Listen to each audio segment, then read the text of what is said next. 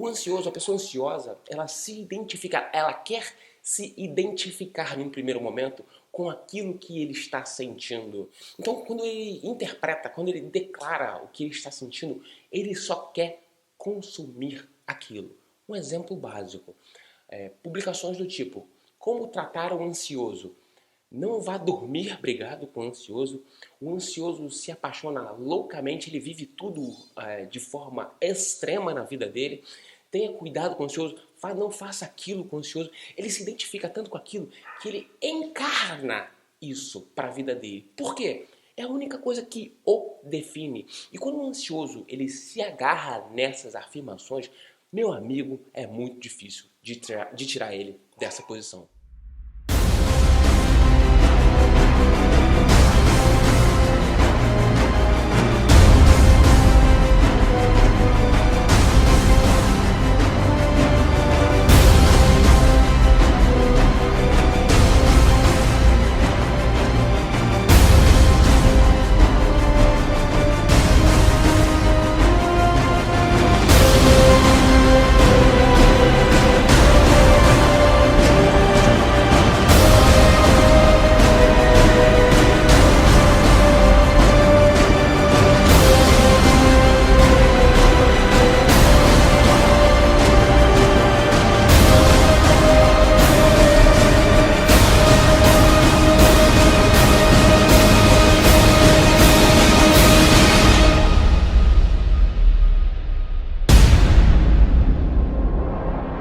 E nessa busca incessante por dizer o que leva a ansiedade a acontecer na nossa vida, né? A se revelar na nossa vida, a despertar na nossa vida, a fazer parte do nosso dia a dia, tem muito cara, tem muito guru que só quer dizer pra você aquilo que você quer ouvir. Então, e ele tenta usar verdades absolutas, verdades que fazem sentido, mas que no fundo, não se conectam. Então, por exemplo, hoje em dia é moda você dizer que o mundo é um lugar acelerado demais e que por conta dessa aceleração do mundo, a velocidade da mudança dele, a velocidade de informação disponível pra gente, você se torna uma pessoa ansiosa. Isso é uma falácia sem tamanho. Eu acredito que existem comportamentos que levam à ansiedade. As pessoas estão cada vez mais aceleradas.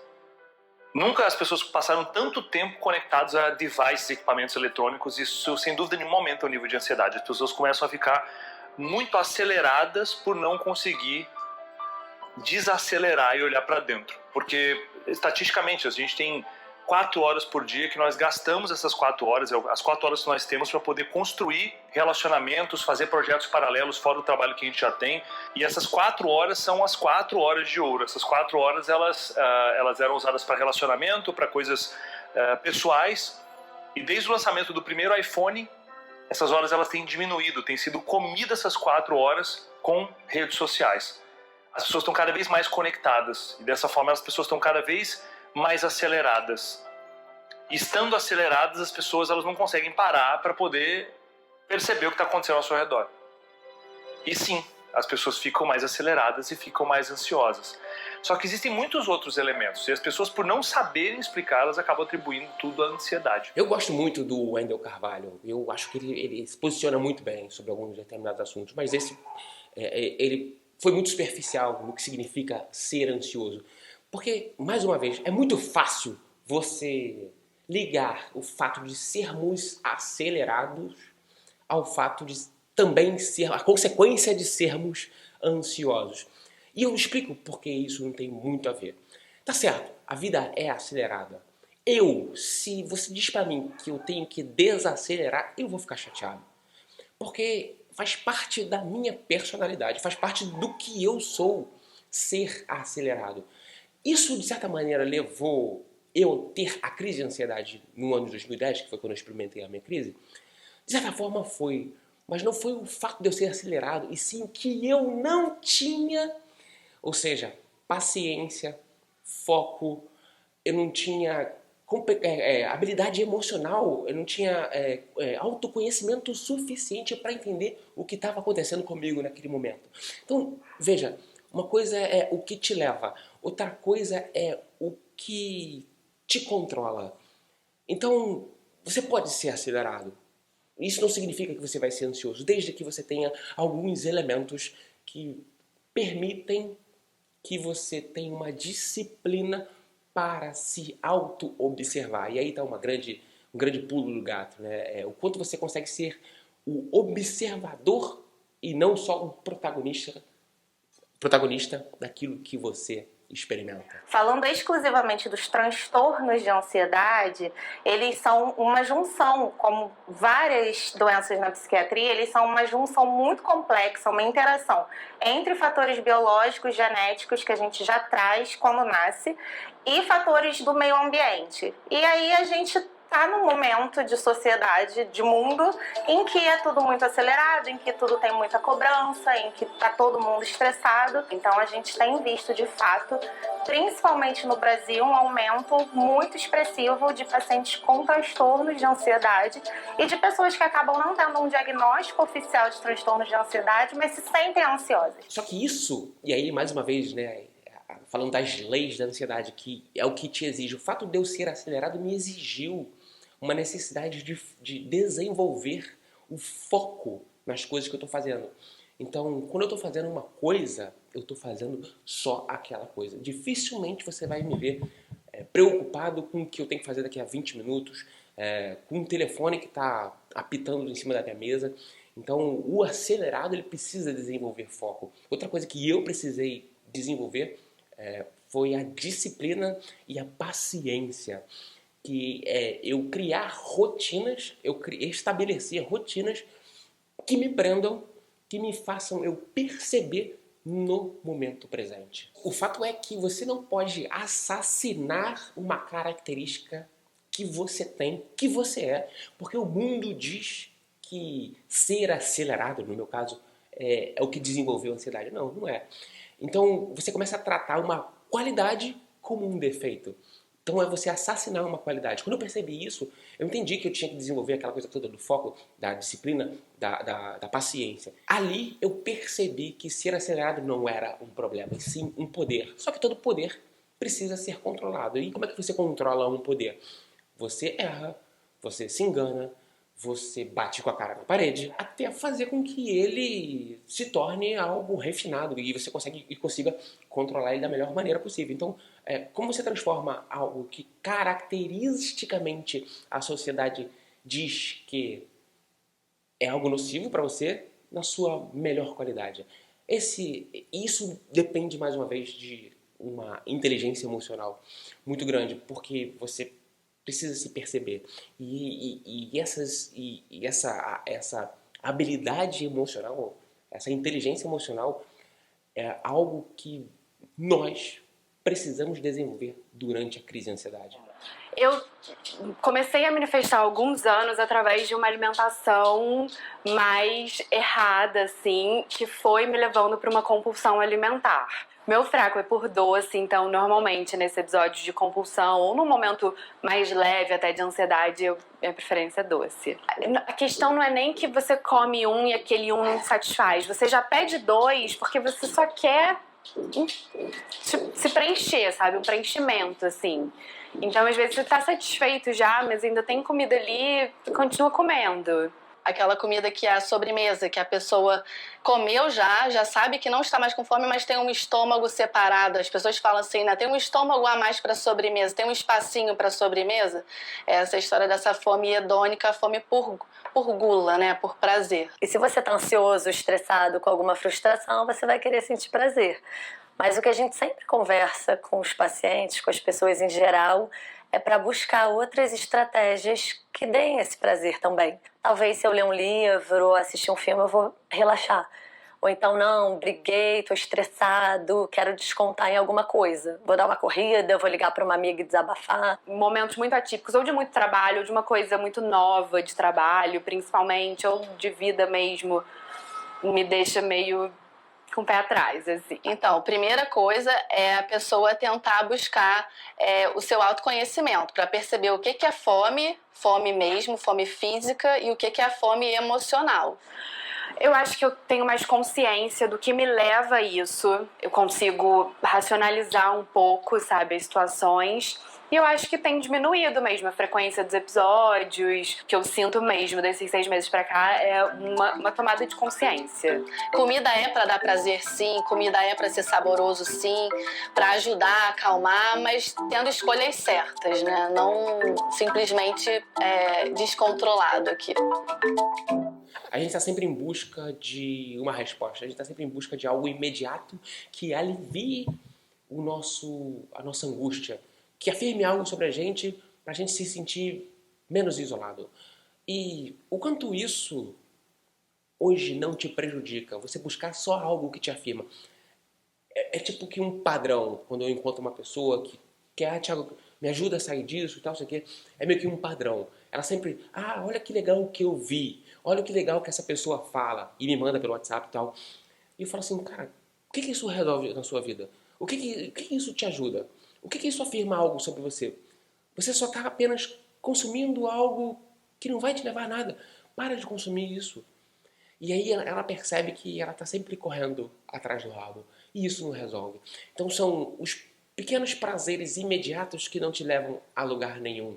Que tentam preencher um vazio que é perecível, que não dura muito. E aí é que entra a busca das grandes realizações. O ansioso ele precisa entender que o que ele vive, a vida, não é algo imediato. Não é um botão que você aperta no Instagram de publicar e a coisa acontece e você tem 500 mil likes. A vida não é assim. A vida é muito mais de entender como você vai fazer o post acontecer, de como você vai mostrar o que você sente para as pessoas, do que literalmente você dizer para o mundo como você quer que as pessoas te vejam. Se você está fazendo isso, muito provavelmente você está correndo atrás do próprio rabo. Então, e esse é uma outra situação. As pessoas jovens, elas estão perdendo a capacidade de entender que qualquer coisa que se faça é um jogo de longo prazo. As pessoas elas estão entrando numa piração, numa paranoia de que é uma corrida de 100 metros. E não é uma corrida de 100 metros, sempre é uma maratona. São 42 quilômetros. Isso acontece, de novo, por conta da aceleração que a internet tem feito na vida das pessoas. Eu posto uma foto agora e eu já atualizo meu feed para poder ver quantas curtidas deram, quantos comentários deram. É tudo instantâneo, é tudo para ontem. E aí eu quero fazer um vídeo, eu quero que o vídeo seja editado hoje. Eu quero fazer um projeto, eu quero que ele dê certo hoje. Eu quero começar um negócio, eu quero que ele exploda nos primeiros 90 dias. E não funciona assim. Não é uma corrida de 100 metros, é uma maratona de 42 quilômetros. E esse mindset precisa estar setado na cabeça das pessoas desde o começo. Senão isso gera uma angústia, comparação, ansiedade. Isso é nocivo, é cancerígeno para a motivação das pessoas e para a realização do que elas precisam. Então, aquele like na foto que eu posto, aquele comentário dizendo que que legal, como a sua vida é fantástica, isso me gera uma sensaçãozinha de prazer. Só que o nosso cérebro ele não é bobo, ele quer mais.